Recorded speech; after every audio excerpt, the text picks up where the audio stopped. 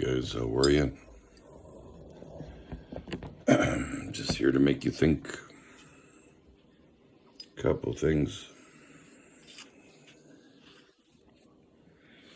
I believe it's in Daniel, talking about the end days. Knowledge will be increased and people will go to and fro.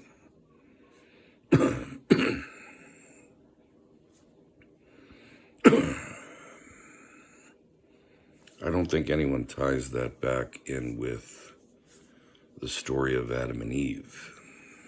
Okay. And I think there's something to it. Because the fruit that Adam and Eve ate was from the tree of knowledge. Weird, huh? See, the Bible always brings you back and forth, back and forth. Knowledge isn't always positive. So when knowledge is, quote, increased, that doesn't say wisdom. It just means stuff. And you see, if you remember in the story, knowledge, Adam and Eve realized they were naked. Strange, huh? Strange. No one seems to tie that together.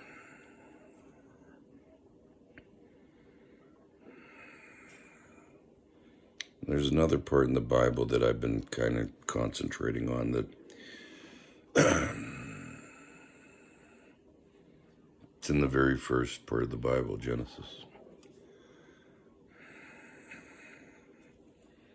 I'm trying to understand God or God's will in the sense of the words that were used. Okay.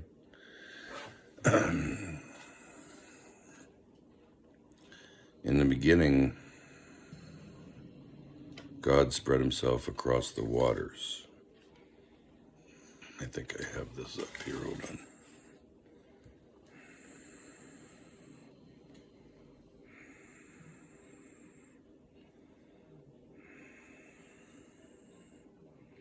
The earth was without form and void, and darkness was upon the face of the deep.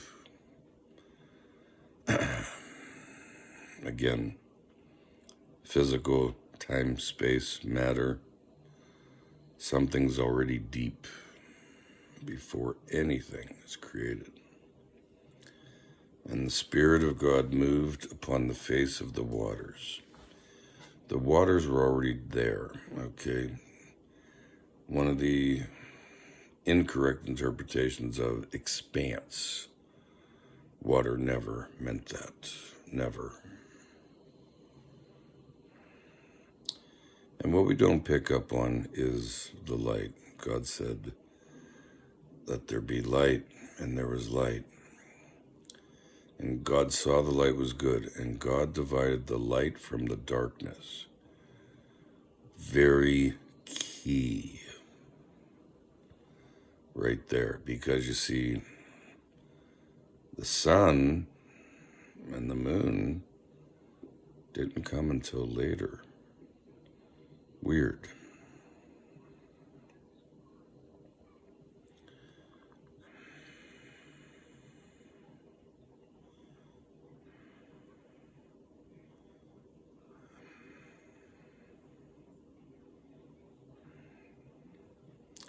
God said, let there be lights in the firmament. It's Genesis 14. And then Genesis 16. And God made two great lights, the greater light to rule the day, and the lesser light to rule the night, which he also made the stars.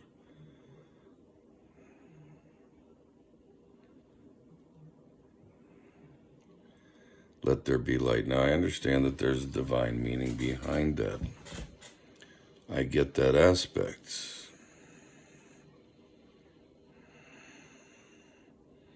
And I hate to use this term of duality, but in the very beginning, let there be light and saw that the light was good, and God divided the light from the darkness. So somehow the darkness is bad. If the light's good, the darkness must be bad. So you already see that the story's already being shown. The light was good and the darkness was separated. We can look into all the metaphors we want onto that. And it has to be because the two lights, the rule of the day and the night, aren't made for a few more days. Weird, right? And everyone always misses the waters.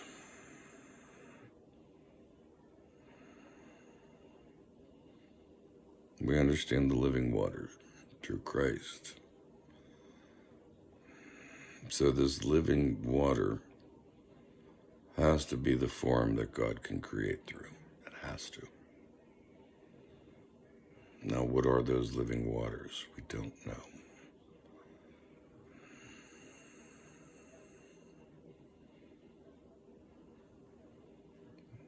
But you see, when you talk about Adam and Eve, the tree of knowledge, and we talk about the end times, knowledge is increased, people are coming to and fro. See, the Bible always brings you back. It wraps the beginning and the end together. Even the Apocrypha, not all of it. And only certain books in the Bible as well. But there's something there. Do I know what that is? No. Have I heard the theologians' descriptions? Yeah, don't care for them. Never have, never will. There's some that get certain things right, but this is man's interpretation. Man's interpretation of of the beginning of us, not God.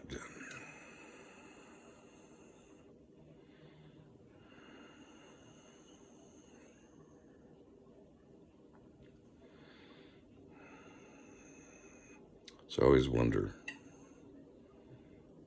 wonder about that beginning, which ties to the end. Knowledge, tree of knowledge. There's something there. Do I know what it is? Absolutely not, I don't, but I ponder on it. We know that God saw the light as good before there was a sun and moon.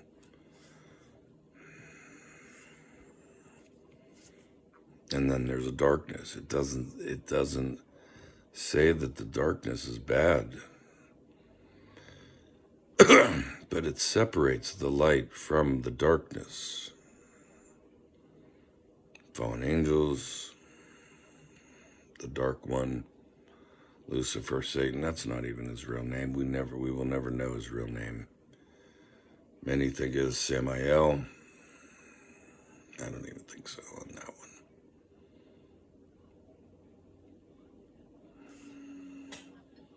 So my thoughts are, what do you think?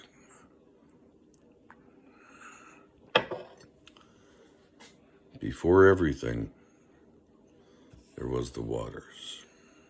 Before everything. And I get God is outside space and time, but it doesn't say he created the waters. He spreads himself over the waters. Let there be light is the divine aspect. I get that. That could also show, metaphorically, let there be light. That could be Jesus at the same time, Yeshua, light of the world. So there's always going to be a metaphor within that, and there is something there. I think that it's so simple that no one sees it as the metaphor that it really is. Again, it doesn't say that darkness is bad, but it's implied in that human aspect, in that human expression.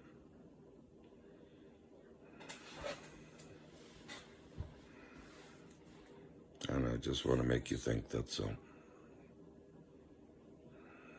But again, no one ties in that aspect of the tree of knowledge to what Daniel calls, knowledge is increased. People are going to and fro. There's definitely something there. Anyway, it's my morning ramble. I'm not sure if I'll post this. We'll see.